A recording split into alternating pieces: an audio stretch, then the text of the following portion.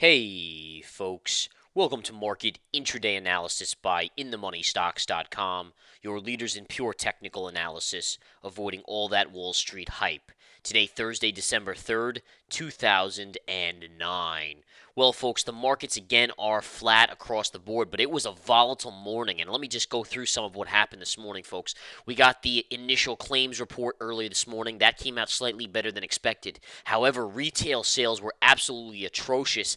ISM Services Index was absolutely atrocious as well, and that pretty much canceled out each other in many different ways. Now, the key catalyst continues to be the dollar. The dollar moves down, the dollar moves up, the markets go in the opposite direction, and very violently today. Now, again, granted, some of it, part of it is the ISM number we got at 10 o'clock. Then we were writing the retail sales, and again, you can take a look at the RTH, which is the retail index here, and the retail index you can see down on the day with the markets generally flat. So the retailers are weak today. Target is weak, down $1.38 on the day. But overall, the retail numbers that came out were not pretty, folks, much less than expected. And the ISM services was ugly as well. Now, going back to the markets, let's talk a little bit about what went on this morning. Market opened slightly higher on the day, just slightly higher, maybe 20 cents up on the SPY. And off of that, you get a strong surge in the market followed by a dollar dropping. So the dollar dropping there causes the markets to furiously rise higher. And up they go, and they actually take out this high. And I was waiting right here with my chat room, amateur and pro traders in the chat room. And I said, guys, wait for it to pierce and then short that, okay? That's what you want to do. And many people were like, well, why did we wait to pierce? And I explained it, and there's a whole methodology behind it. But as it came up, it pierced. We got the short off right up here, and then all of a sudden, look at the collapse that comes in. And again, the profits in the chat room continue to mount as plays like this continue to be called out. As you can see, the market's falling all the way back down as that ISM services number comes out. In addition, the dollar starts to strengthen. Off of that, you got some comments early this morning out of Trichet over in the ECB in Europe as well that caused the dollar to strengthen a little bit. But nonetheless, you can see the market falling all the way back down, and you come right into this white trend line and this slanted trend line. If you connect yesterday's lows of the day, look at what happens. You come right down in there. That's where we talked about being a buying opportunity in the chat room as well, and to go long possibly there. And sure enough, the bounce, pull back, bounce again, and it cannot take that out. Then you rise up, go right back to this 111.50 level, which seems to be a key level the last few days and actually the last few weeks. We pull back again. Where do you go? Right to that same trend line, that beige trend line right there, with a white trend line as well. Right there, off of that, you get another rise. Where do you go? 111.50 on the SPY. So you can see how the market's kind of behaving in an interesting manner. Now, you have a couple different things going on here. You could make a case for a bear flag pattern on the course of the day, and I will show you that on the charts. Let me just draw it in for you guys to give you guys a good sense of what is going on here.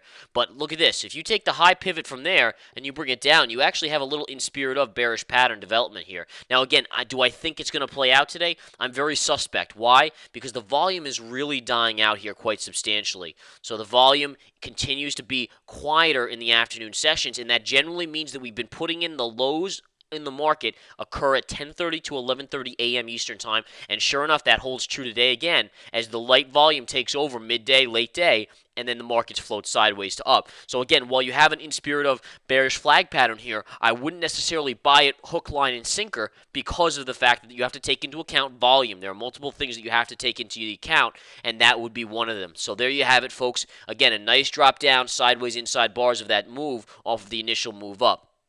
Now, interestingly enough, for those of you that are Research Center Premium subscribers, I've discussed a 3-2 cycle kind of thing going on right now, and this actually would fit right into that again, folks, which is really interesting how it continues to fit in. It's probably one of the most fascinating things in the last week or so that we have seen in this market continue to occur, and it's day after day, it's becoming the same over and over again.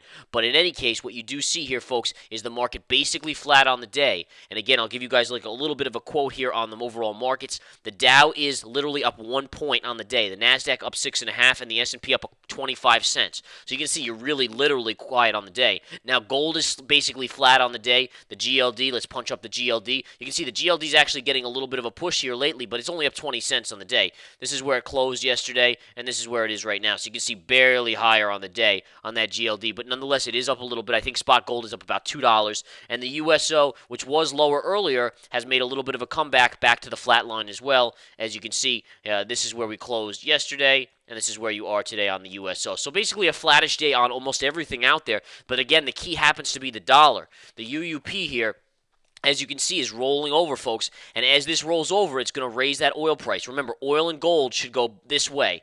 Here's oil, here's gold. And is that the truth right here as the dollar falls? Is that what's happening? Yes, it is. We just showed you the charts. So you can see the continued kind of maneuvering of the dollar to the downside, utilizing it to keep this market propped up. And again, that's just continuing to happen. It's just the nature of the beast at this point. But in any case, what you want to look for, again, folks, is when does Wall Street meet Main Street? Wall Street's in one area, in one world, and Main Street's in a totally different one. Main Street's retail sales, ISM. Now, jobless claims were actually not bad this week.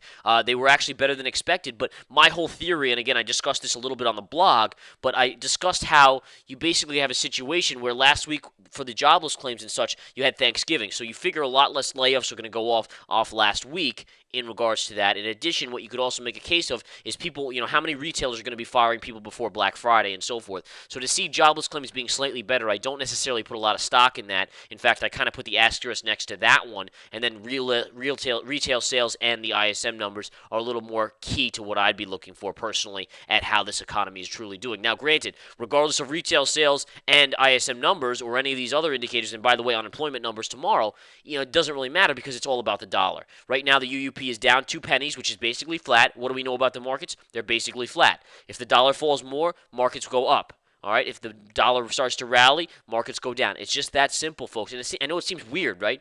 I mean, you seem like, why are we so controlled? What about fundamentals? Well, again, you guys know we're not big fundamental guys, and this is exactly why, because it doesn't matter what the economic news is, doesn't matter what earnings, PEs are. All it matters is momentum based off technical levels and obviously sentiment in the market, psychology, human psychology is really what rules the markets. Remember, folks, in the markets, you don't trade stocks or invest in stocks, you invest in people's emotions, and that's the way it's done.